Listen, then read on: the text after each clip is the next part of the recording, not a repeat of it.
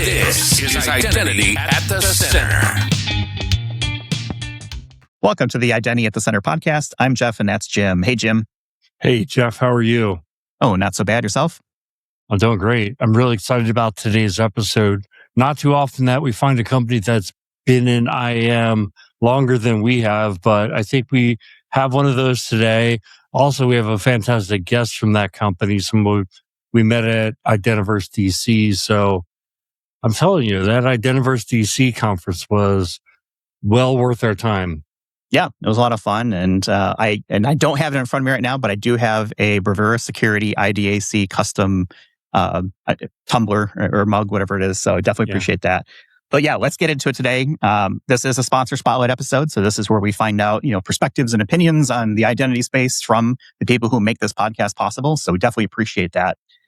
Today, we've got Bravura Security. You can find out more about them at bravurasecurity.com/IDAC. That's BRAVURA security.com/IDAC. And I want to welcome to the show Bart Allan. He's a general manager with Bravura. Welcome to the show, Bart. Thanks, Jeff. Great to be here. Excited to kind of see the inside of how this is all made and comes together. Yeah, so you're seeing the remote version. I think you probably saw us doing some live episodes at the Identiverse DC there, sort of the tail end of 2025.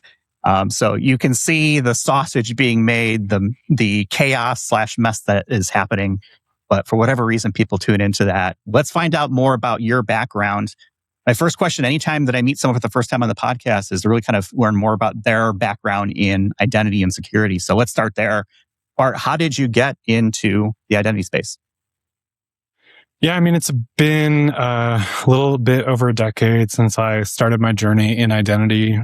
Before that, I was in kind of an adjacent space, enterprise content management, controlling who has access to what and surfacing the right information, but really from a different angle. So I actually started at Bravura almost 11 years ago in our consulting space, helping customers solve identity problems and, figuring out how to improve their security posture. And then, through the years, kind of grew into more of a leadership role, spent a lot of time trying to figure out how we can make identity an easier problem to solve. Saw many, difficult projects, long implementations, etc. And I think, that's something that I've really brought to the leadership role as well, is, paying attention to our customers, prospects, in the industry. But it's also what anchors me here. I think I love the fact that this is a space where the problem I was solving yesterday is different than the problem I'm going to be solving tomorrow. I mean, we've seen it in the past, 12 months with the evolution of agentic identities, and I'm sure we're going to see another evolution here shortly. So, that's what got me into it. I don't necessarily know that it was a path I chose or if it chose me, but I'm here. I do enjoy it and look forward to talking more about it. Yeah, I feel like identity is one of those things, like just when you've got it figured out, here comes something new and interesting, and you kind of have to restart and kind of figure things out and tap that background to try and say, okay, how do we address this problem? So I'm with you totally on that. For people who are not familiar with Bravura, why don't you give us sort of like the rundown on who you guys are? Because you actually go way back even before it was called Bravura, right? Yeah.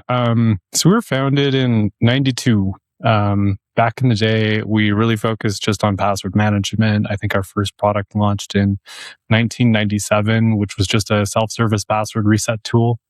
We've been through a number of different acquisitions and rebrands. So in the 2010s, we became part of Hitachi. A lot of people will know us as Hitachi ID Systems.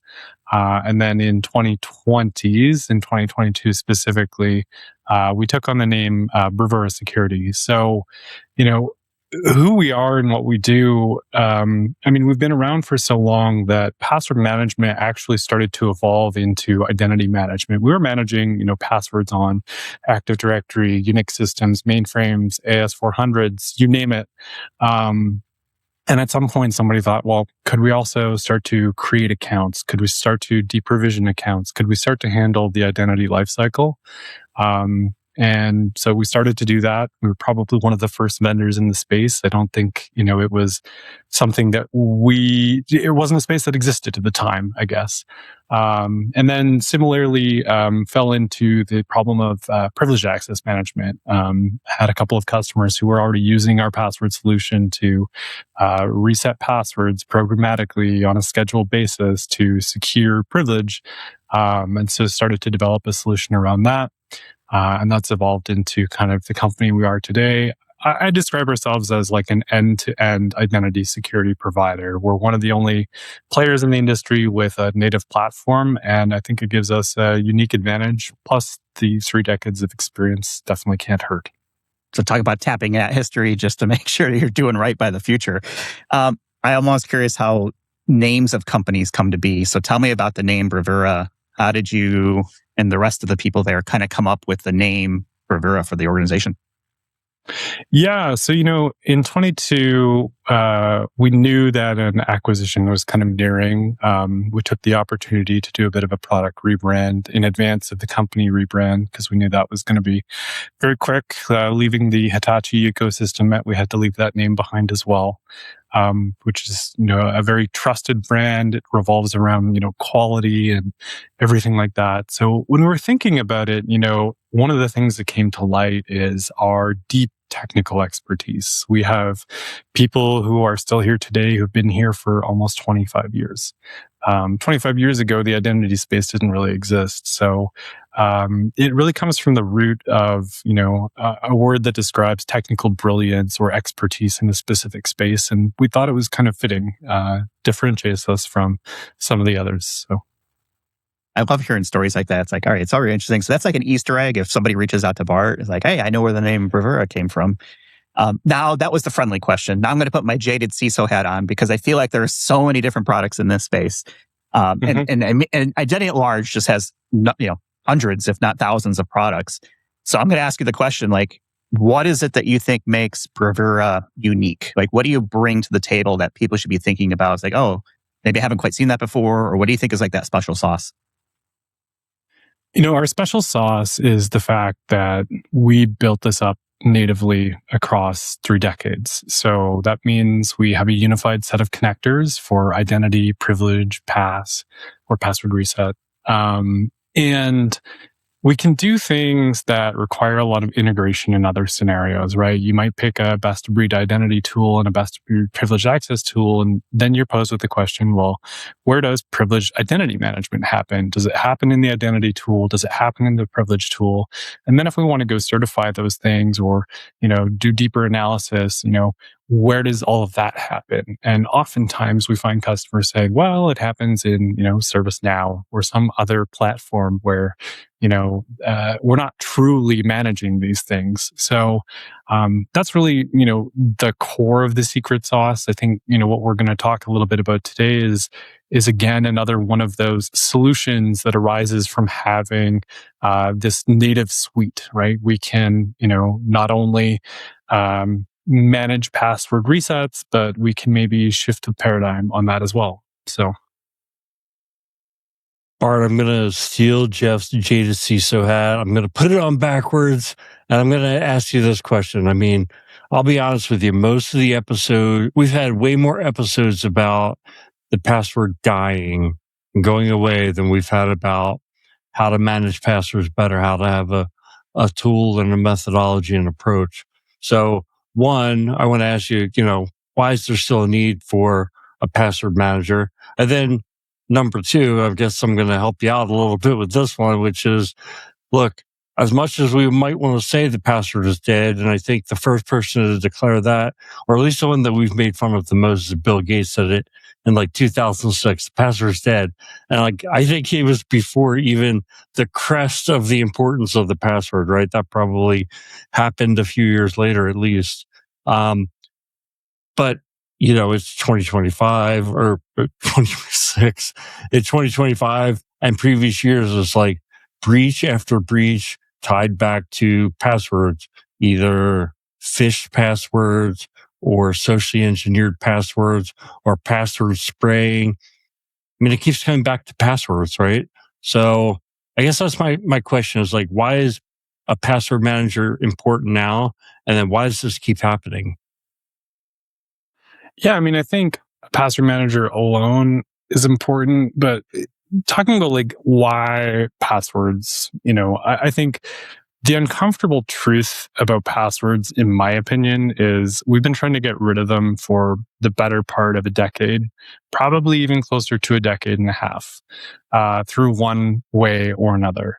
And we love talking about all of the things that are going to replace passwords, but I feel like that story continues to change and evolve, which is good. The industry does too. But I think we often ignore all of the things that are going to use passwords for the next decade or maybe even longer, right? There's legacy systems. There's platforms that don't support single sign-on flows or don't support standards-based single sign-on at least. And, when we talk to organizations, a lot of them might get 80% of the way there, right? 80% of their systems are new or modern enough to support some sort of single sign-on flow or standard, which is great. Then you can eliminate the passwords there. But then what about the 20%? And I think where organizations get stuck is in this last 20% where you don't really reap the benefit of being passwordless and being, breach proof, if you can even say that, until you actually eliminate the user in the password flow or in the credential flow, which is what, passkeys and passwordless are really aiming to do. I think it aims to solve the problem of humans are bad at forgetting passwords, setting passwords, and remembering to reset them when they need to. So, our tech on that is really, there's multiple ways to solve that problem. And so if we think about using a password manager that's connected to your other systems and can automatically have passwords distributed that are very similar to how we would tackle privileged access management, then you're removing the user from that journey. They don't have to reset it. They don't have to set it initially, and they're not going to set a bad one that can be breached. So, yeah, I think that's a really good answer. I mean, I use a password manager because even though I have passkeys available for certain applications that I use, there are applications that don't have passkeys. They still rely on passwords, right? So what am I to do with those passwords? Write them down in a notepad or just reset my password every time? Obviously, the password is not dead. Even if we've beaten it to a bloody pulp, it's not dead, right? So that makes sense to me. I'm just kind of like thinking back through my experience, and I think the password manager I've always thought of termed as like a personal password manager. And then there's enterprise password managers. I'm wondering if you could, for our audience, explain the difference between the two, and then tell us what Bravura's solution is. Yeah, I mean, for me, the difference between a personal password manager and an enterprise password manager is really the paradigm of who has control over what's in that. I think a lot of employees, staff, contractors are using personal password managers for their business passwords, which creates an additional layer of business risk. And so an enterprise password manager is really just one that is geared towards an enterprise where they want to be able to maintain control of the credentials that are in that vault, even after that employee may have left, and be assured that, they're not getting leaked and have some ability to audit and see where they're used, what they're for. I like to think of it as like the last mile to passwordless, right? So you hit this 80% adoption and you're like, okay, great. So what are we going to do with the rest of this 20%?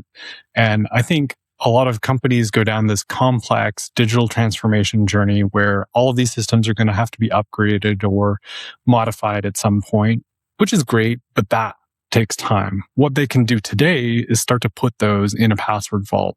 And then what our solution does that is a bit unique in the market as far as we can tell is from our lineage in managing self-service password reset, integrating with hundreds of different applications, including legacy mainframes, etc. We can actually treat these credentials like we would treat them in privileged access management, and we can rotate them nightly, every week, every 60, 90 days. And we get to set them. So it gives IT the control of the password back, and they no longer have to really be worried. The other thing that comes up a lot is, we get in these scenarios where a company has a breach and they have to go reset hundreds or thousands of passwords, and that's really hard to do. It's a lot easier to do when you can do it programmatically. And then you have a mechanism for distribution, because while you might be able to write, a PowerShell script or whatever that goes and resets all the passwords and Enter ID, then you have the problem of, okay, well, how do I get Jeff and Jim their passwords? How do I make sure that they are actually who they say they are, and I'm not just letting bad actors back into the system? So, what you kind of described there is almost like a quasi passwordless type approach, where you're letting the wallet, the vault, whatever you want to call it, right, manage that for you. And me as a user, I don't have to know that. But I guess there's a little bit of a split here, though, because a lot of organizations are spending, and rightly so, money and time to get onto things like single sign-on, get MFA, get identity platforms in place, right? Things like that. So the idea is like, hey, let's get everything centralized. Let's use one strong credential. But you talk there about sort of that last mile, and I think that's where a lot of the operational reality still comes into it. Can you talk a bit more about what that breakdown is? Like, okay, great, we got 80%. What about the other 20%? Like, that's still the key part of it that you're looking to address, right? Yeah, exactly. I mean, I think, again, I'll kind of reassert, the password's not gone until you're not using it anywhere. We talked to an organization recently, I think out of Identiverse DC, who was doing exactly this. And they took a different approach to it, which was they required people to reset their password in order to get access to their password, which is not super user-friendly. But when you talk about kind of the breakdown of systems, right, there's a lot of legacy technology. I mean, there's still mainframes in existence. There probably will be for, God knows how long, until IBM stops manufacturing them, perhaps, and selling them. But, that's not going away as quickly as we need to address the security problem, right? And so I think this is like a pragmatic approach to, okay, well, look, we're still going to go on this path and this journey, which, by the way, we believe in as well, right? Which is, you want to eliminate passwords, you want to eliminate the human in them. But, what do we do in the meantime, right? So in the meantime, well, we have a secure way to deal with them. The other piece of that breakdown that enterprises really don't think about is, okay, I've got these 150 applications in my ecosystem that I'm going to manage access to. Well, what about the 150 to 500 applications that your staff are using for business purposes or otherwise, where they're still setting bad passwords because those systems haven't evolved to use passkeys, or the users aren't comfortable with them? I think we talked about Identiverse DC, right? All of these events you go to, you create an account on some platform, be it like, Cvent or something else. And there's just the proliferation of more and more accounts. I think the last time I checked in my vault for work, I have about 10 to 12 managed credentials, i.e. things that are like really truly owned by the business. But I have over 300 items in my vault that are work related. And, I might be in a unique role, but those roles exist everywhere, marketing or people who are in consulting with access to customer systems, etc. So I think there's a lot more to it than what we actually see at the surface. Yeah, that's what I was thinking too as you were talking. I'm thinking like, okay, talk about like your GitHub password and things like that. That's in that 300 where they're work related, but they're personal accounts, if you will, that I think an enterprise identity person might say, here might be the challenge that you would get. It's like, well, we've got tools. I'm going to pick on Okta, even though I'm not picking on Okta. It can save these passwords. It can store the password. Is that enough? Storing the password?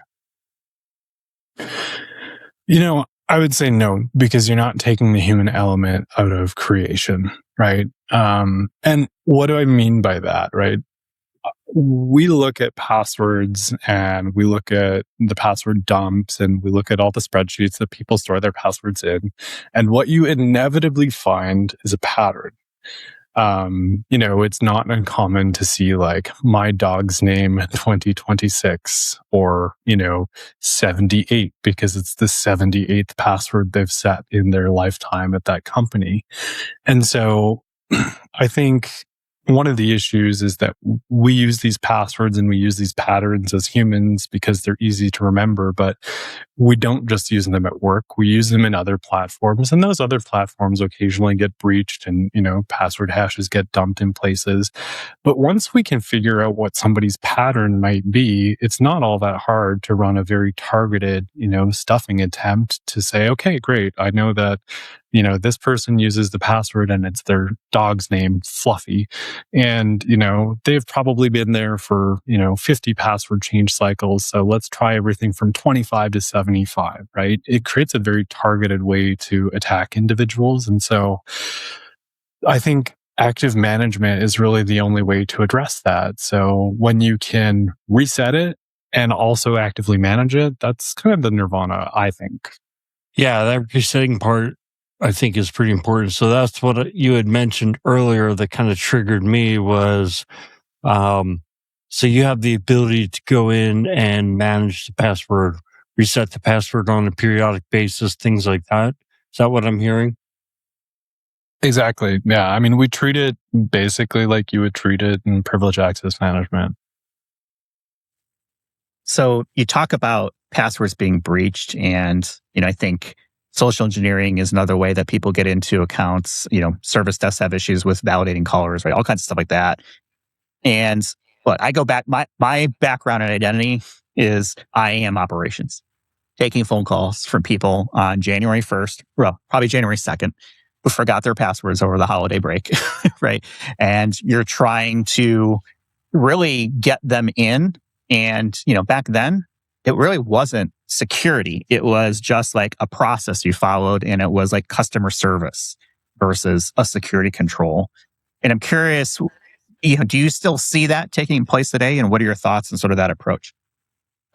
I think help desks are evolving, but they're evolving out of pure necessity and based on what's happening in the market, right?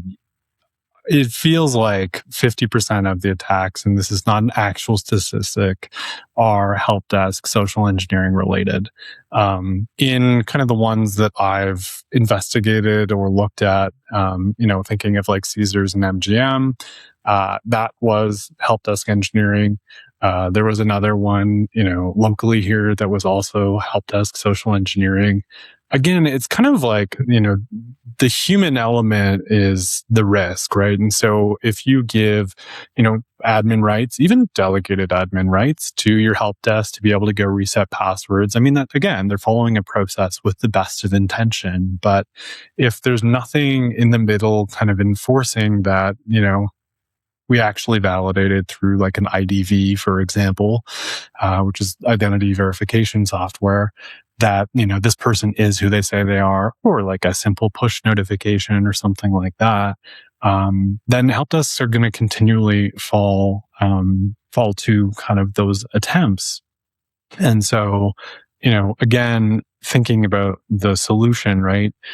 If we can have a situation where users no longer have to forget their password because it's just stored somewhere for them, which is probably what they should be doing anyways, is using a password manager.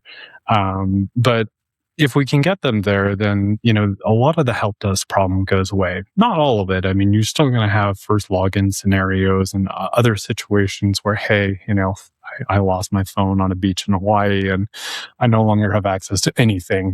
My MFA device is swept into the ocean. But, if you can kind of put controls in place that technically, validate that the user is who they say they are before distributing access to their vault or their credential, then I think you can eliminate a lot of that social engineering issue that we're seeing, right? And so it really comes down to removing the human from the problem, Yeah. Yeah. I think so. I'm writing a book, by the way, And it's a book of short stories about identity practitioners in the trenches, right? And so one of the stories is about a scatter spider type breach, right? Where they call the help desk and more or less socially engineer the help desk person. And the moral of the story is that the identity verification or the process wasn't designed to kind of think about that type of scenario where the person on the other end of the phone is saying, look, if I don't get access, I'm going to be fired. I think from a governance standpoint, we need to think like that. It's almost like putting together a disaster recovery plan. Like nobody wants to think about like these awful disasters taking place and taking out your infrastructure, but it's part of what we're paid to do, frankly. But I think, in a scenario like that, having a password management tool seems like it could make a lot of sense. Yeah. What are your thoughts? I mean, even just kind of thinking of more basic scenarios, right? Maybe your phone doesn't get swept away in the ocean, but it came up on its 2-year term and you traded it in for a new phone without thinking about, my my MFA authenticator is on there, which is something we see a lot of. I think you can see it in the data patterns and the cycles. But having a password manager in those cases, I think really addresses not only, forgotten passwords, but password strength. The other aspect of that, you talk about scattered spider, right? And I mean, these things are always, maybe not always, hopefully one day not going to happen, but that seems kind of unlikely. So if we accept that we're going to, have to deal with these, I think you talked about building resilience and thinking about this as like a disaster recovery plan. I think when you engineer your help desk processes, you need to be able to accommodate for the what ifs, right? It's, hey, I can't authenticate them by push. I can't authenticate them by, X, Y, or Z. What are the fallback options? And we see a lot of companies now looking at identity verification as one technique for that, doing, driver's license or passport recognition with liveness checks, which I think is generally a good practice, TBD on whether AI allows us to break that. But it seems like, those two are evolving in tandem, sort of, one step ahead of each other, perhaps. At least until AI has driver's licenses, and then we've got problems. Maybe driverless cars. I don't know. But that's a whole different probably topic. I want to go back to what you said earlier about password vaults. And I'm thinking, and I'm sitting here and I'm like, okay, I've got a password vault. Jim, you mentioned you've got a password vault. I'm sure Bart, you've got one. But I feel like we're still in the minority. Like for whatever reason, a lot of people don't use password vaults. Why do you think that is? Like, is it a user experience thing? Like, how do we educate people? Say, hey, you really should be using a password vault, and here's why. And how do we help communicate that out there? I guess is what I'm saying. Yeah, I mean, I think part of it is education. Part of it is, people do what they're used to, and you saw this a lot, like 20 years ago, in terms of how people would manage their like personal PCs at home very differently than how they did things at work. But, as things evolved, it was more common for like home users to have antivirus. And so I think, one of the approaches really is enterprise password managers are not all that common across enterprises either. I think there's still kind of a slow adoption there.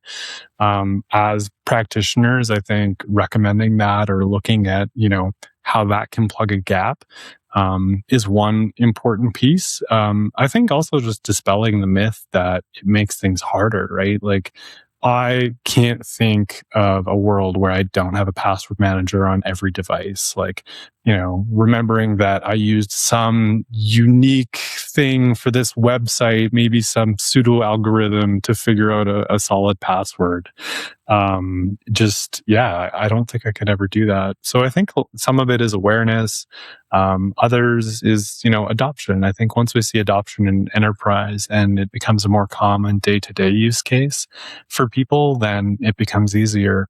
The other thing we're seeing as kind of a side effect of doing what we're talking about and taking your Entra ID, your Okta, or your AD credential and actively managing it is that we're building a habit.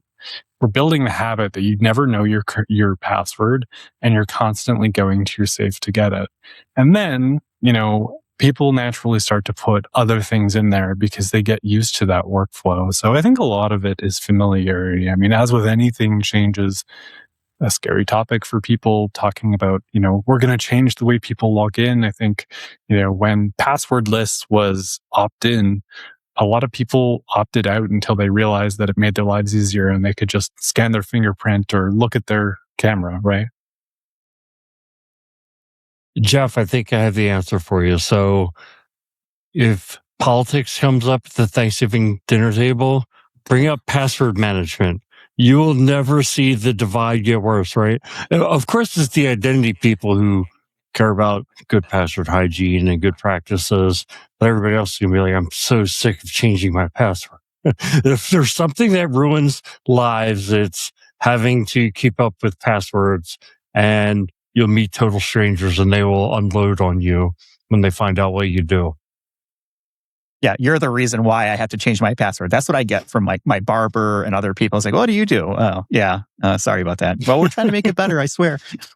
Yeah, we're trying to make it better. That's the best answer you can give. Bart, help me out with my book here, man. So I'm trying to put myself in the mindset of that operations team, right?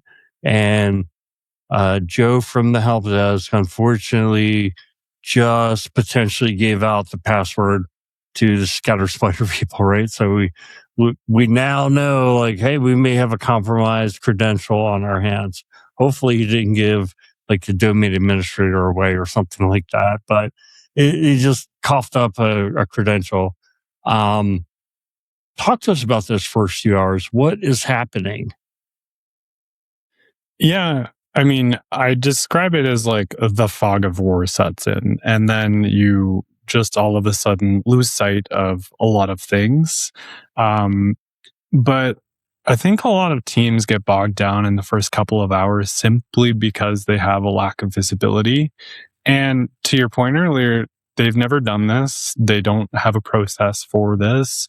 They don't even know, whether they should disable all accounts, a specific few, because hopefully they have some visibility tools, or whether they should reset them, or where to start, I guess. And so I think a large part of that is, making sure that you have tools which allow you to actually have good visibility into your environment, understanding that, user X was potentially compromised. Yes, they have logged in using that new password. Yeah, it does look like they're logging in from, X country instead of, Canada or the United States where they usually reside. But then also being able to understand what that person has access to. You said, hopefully not a domain administrator account, but I'll play devil's advocate. What if it was? Because I think in one of the scenarios that I was thinking of in my head, it wasn't immediate access to a domain administrator account, but it was access to an IAM practitioner account.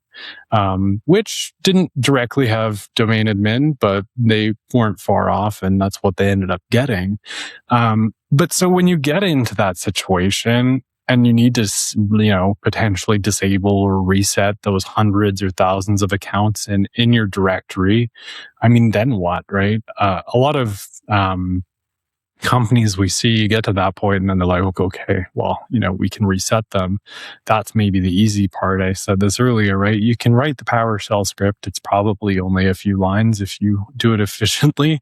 But then what? What does the rest of the process look like? If you're at a, 50-person organization and you're in person, yeah, okay, fine. Hand it out on hopefully not sticky notes, but you know what I mean, right? It's easier to distribute it because you're going to have that personal relationship and you can vet that everybody is who they say they are. But even if you're a small organization that's remote, how do you know that, somebody from finance is actually who they say they are. And, oh yeah, they need to reset their password because we reset everybody's password. So what we think of is actually kind of closing that, again, the last mile metaphor to breach recovery as well, is something that you can do with this kind of unique combination. We can look at, resetting hundreds or thousands of accounts, not only on a scheduled basis, but on like an event by event basis. You have a breach. Okay, great. Go reset all of the accounts, and make sure that they no longer have potential breach credentials, or that you're at least trying to lock out threat actors. Bart, I'm kind of coming to the conclusion hearing you talk that we might be going and pitching a solution for passwordless or passkeys across the enterprise, but we're still going to have that final mile for the 20%. Let's call it 20%. It might be more or less depending on your situation, but it's going to be something where you can't do that. And where do we stand then? Like, do we put forward a solution, then is password manager really like the only viable option at that point? I mean, you can take different approaches. Like I said, there was one organization who was forcing their users to go to like their password reset tool and reset their password, every couple of days when they needed access to those 20% of systems that actually required a password for login. That sounds terrible. Yeah, I agree. You could build your own. I talked to another business who built their own. I mean, if it were me, I wouldn't really want to build my own because it's kind of sensitive, and how do I know that it's actually been built properly? And so you're not trying to jam this down anyone's throat, but basically the answer is like, this is the only sensible solution, right? I think it's the only solution on the market right now that tackles the entire problem. You can bring in a password manager, and there's a lot of good password managers on the market. And you can encourage credential hygiene. But I think until you can actually, control user behavior or push user behavior in a certain direction, that's really where those solutions lack, right? You're never going to get 100% of adoption of a password manager solution unless you force the user to go into the password manager to get their password. I mean, we did this 2 years ago now, and I have no idea what any of my passwords are, and I haven't for a long time. It took us a while to get everybody on board, but immediately we saw adoption of the password management tool really uptick quite quickly. So, I think it's a good solution to a problem that the alternative is to wait years, maybe another decade, until everything universally supports passkeys or FIDO or some good appropriate standard. And by the way, I mean, password managers solve another problem with passkeys, which is portability, right? And so I think whether we see them now in the enterprise or in 5 years in the enterprise, I think they're still coming, and it's a necessity, but it might be from a different angle of, a passkey manager rather than a password manager. I'm glad you brought that up because, I think it was probably 5 years ago, I didn't see a future for password managers because passwordless here, we're not going to need that. But you're absolutely right. Like, you need to be able to have a cross-platform sort of vendor-neutral wallet of some sort, vault, whatever we want to call it, right? They all kind of do the same thing. Yep. And that's where passkeys are really powerful, is if you can sync it from one device to another and still retain control from a management standpoint, right? Because obviously you don't want to sync work credentials with private credentials and that mess. But if you've got a way to solve for that, there is absolutely a place I see for vaults and wallets and managers and things like that to be able to do that passkey synchronization and that portability. So I'm glad you brought that up. Yeah. I mean, I think I hope passwords go away in the next decade, but I think the reality and the data shows that they probably won't. I think I looked at a report earlier today that said we're only at 20% adoption of passkeys, and that's probably mostly B2C applications, not within the enterprise. It's probably much lower. So I think we're going to have passwords around for a while, but we can still encourage users to do the most secure thing. And I think that's ultimately what we want to do. So let's talk about deployment here, if we can, for a second, because you've got a lot of experience in this space. I think you've highlighted some of the usability challenges around this. There's people probably thinking, there's like, yeah, I'd love to roll out a password vault, for my users. What are some tips or some guidance to make life easier for us to help with that? Yeah. I think part of it is, not trying to do this perfectly. And probably I scared a lot of practitioners off saying, oh my God, but it's got to be seamless. It's got to work for everybody all the time. But I think, setting a benchmark to improve your governance through that deployment is, step one. So getting buy-in from a stakeholder. In terms of practical implementation, start small. Start with the teams that are probably already using a password manager, but it's probably their personal one, right? So yeah, I'm talking about people like us, the identity practitioners, the folks that are in cybersecurity, or the folks that are in IT more broadly. Start with those folks who probably want this anyways. And then move into some of the departments where there's solid use case, right? So we see, a lot of use cases in marketing. They've got access to, way more tools than the average knowledge worker does a lot of times. And many of those platforms go unintegrated because, it's only 1% or less of the organization's employees who are accessing those tools. So marketing is a good second stop. And, creating a good education program. We saw one organization who actually started to gamify it. So gamification is always a good option. It'll definitely accelerate your early adopters and kind of that middle pack. And then, eventually you're going to get to those people who are slow to change. Those people take a little bit more work, a little bit more coaching. Sometimes they need the stick, right? And one of the tools that this gives you, not saying you should always use it, is once you start to put managed credentials in the safe and actually start to actively rotate them, then you create a necessity for people to start to use it.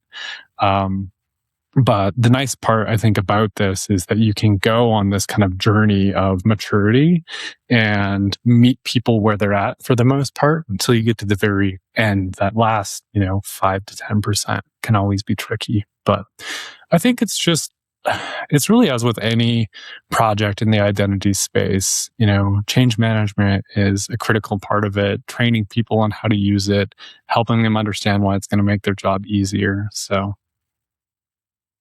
So how do you measure success for something like this? Because I think about it as like, is it like number of vaults deployed, actively being used? Is it number of credentials being managed by the password manager? Like, what are some of the ways that you've seen people sort of measure, like, yes, hey, we made an investment in Bravura and we're getting, what we hoped out of it? Yeah. Okay. So when we're coming at this from you're an organization who's on this passwordless journey. We've got 80%, but we're missing this 20%. We'll always look at, okay, well, what are those 20%, right? And that's one of the key measurements we look at for success, is to say, okay, by the end of this 6-month journey, there's not a whole lot of project work that goes into it, but at the end of this 6 to 12 month journey, you should have, 100% of your applications either covered by a passwordless sign-on mechanism, or they should be managed by a tool like ours, where, the users aren't having to set the passwords, reset the passwords, etc.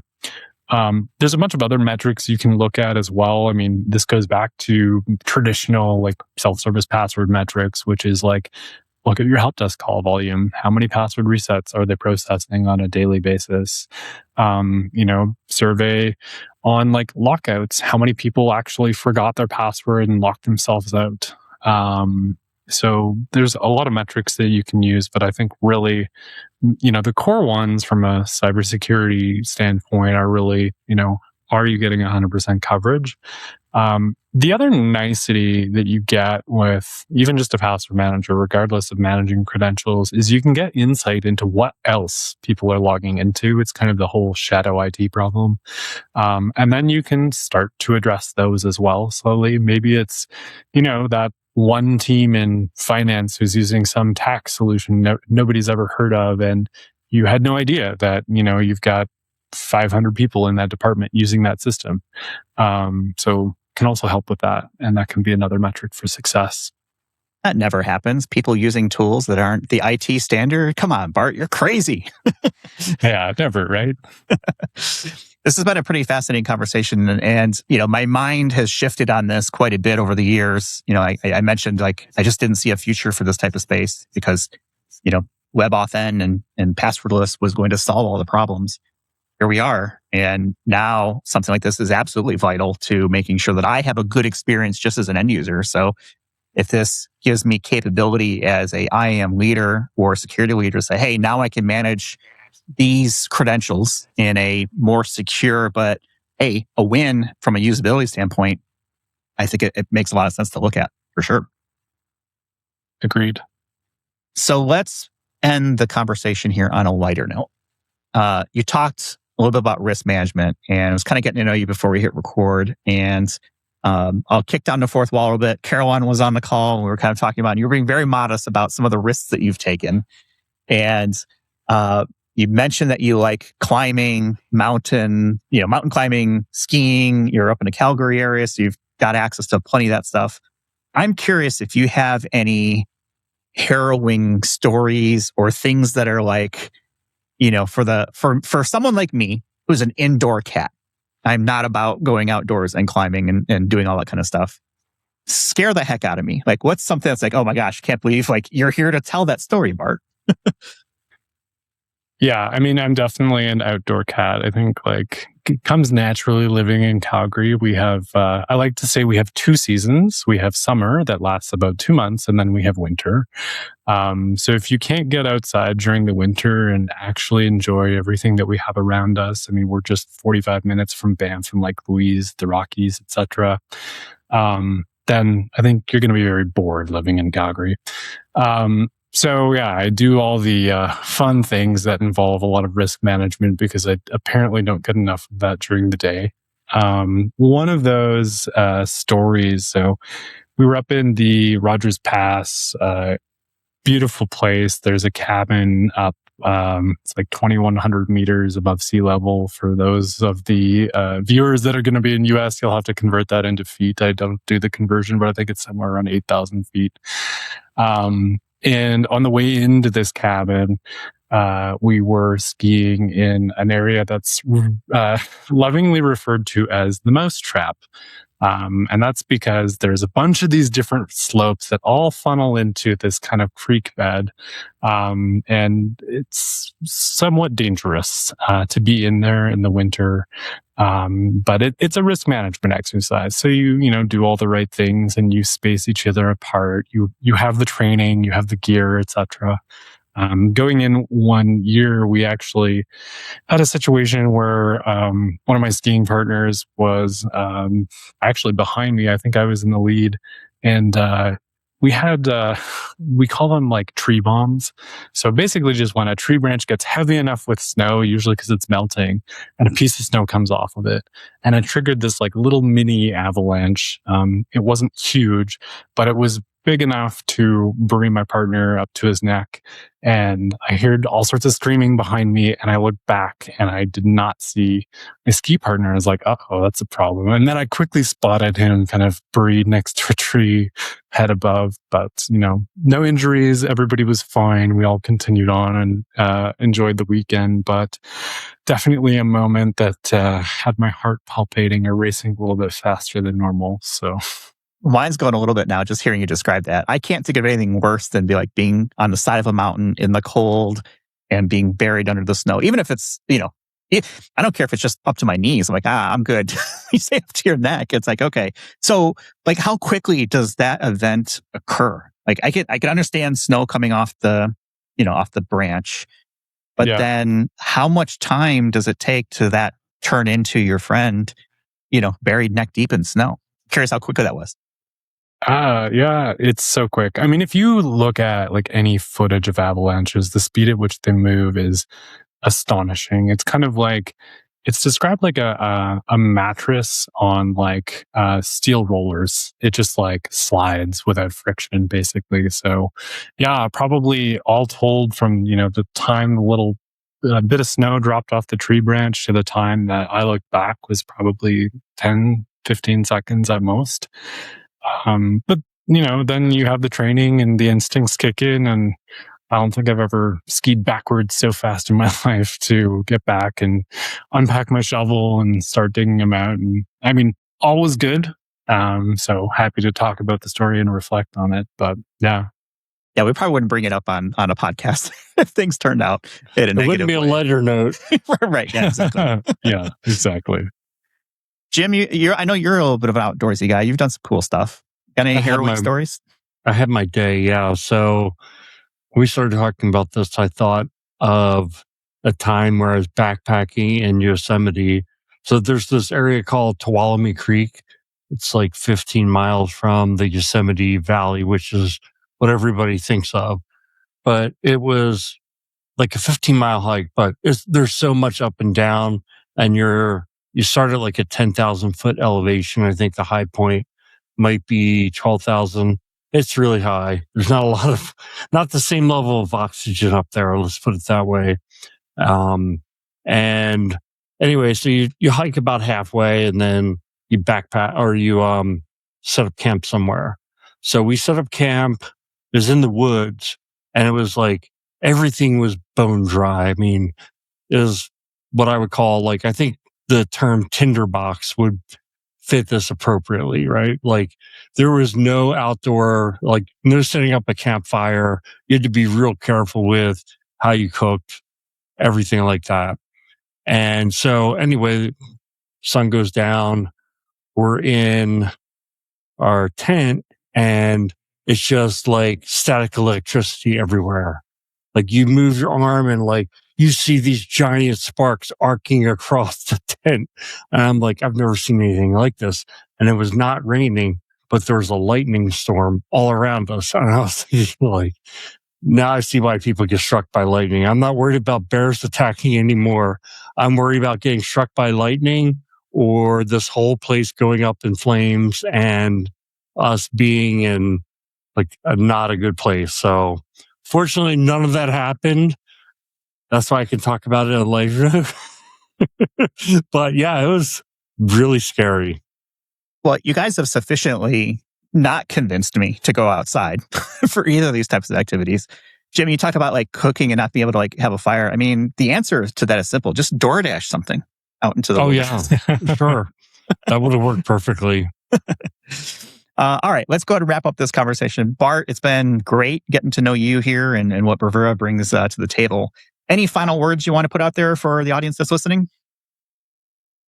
Yeah, I mean, I think as practitioners, we often look for like the perfect silver bullet solution. I think a lot of the real world operational implementation is a lot less than a silver bullet, maybe a few. And so I'd really kind of encourage folks who are maybe on the passwordless journey to think, okay, well, what problem are we actually trying to solve? And, there's multiple ways to slice and dice it.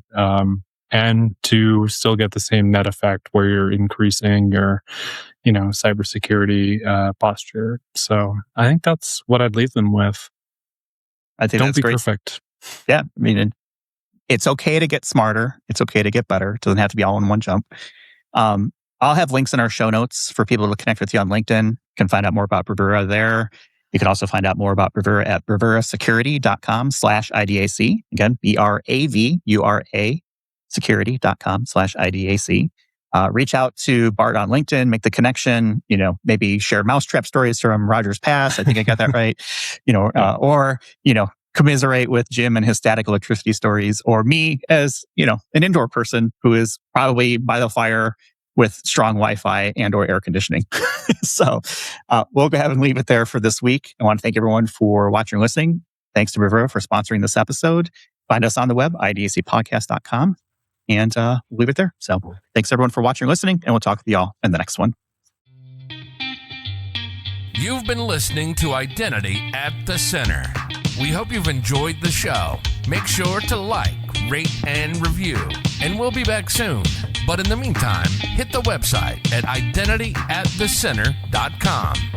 See you next time on Identity at the Center.